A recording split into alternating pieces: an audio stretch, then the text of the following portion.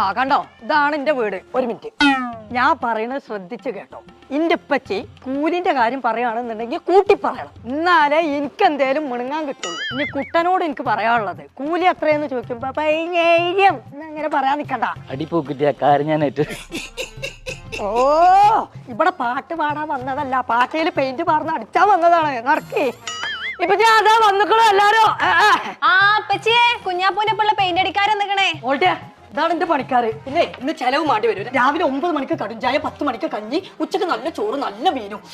ഇത് ഞങ്ങൾക്ക് ഒന്നും കിട്ടണേ. അല്ല അപ്പൊ വൈകുന്നേരം ഒന്നും വേണ്ട? വൈകുന്നേരത്ത് പാരമ്പര്യം ചായ ഉണ്ടാക്കിക്കോ. അനക്കന്നെ ഇവിടെ തിന്നാൻ തരാം, ലാഭം വെച്ച് കൂട്ടിക്കോ. അനക്കും എന്റെ പണിക്കാർക്ക് ഒരു സാധനം ഞാൻ ഉണ്ടാക്കി തരൂല. എന്റെ പെങ്ങളാണ്. മോട്ടെ എനിക്ക് മനസ്സിലായില്ല തോന്നുന്നുണ്ട്. എന്റെ പണിക്കാരടി ചിലക്കാരിറങ്ങി പോടാർന്നേ. പേടിക്കണ്ട, തിന്നാനുള്ള വകുപ്പ് ഞാൻ ഉണ്ടാക്കിയരാം. പക്ഷെ എന്ത് വേണം, നമ്മൾ പറയണ പെയിന്റേ എടുക്കാൻ പാടുള്ളൂ എന്നുള്ളത് നിങ്ങൾ പച്ചിനോടൊന്ന് പ്രസ് ചെയ്ത് പറയാം. എന്താ മോൾട്ടി അവിടെ ഒച്ചപ്പാട്? അത് കുഞ്ഞാപ്പ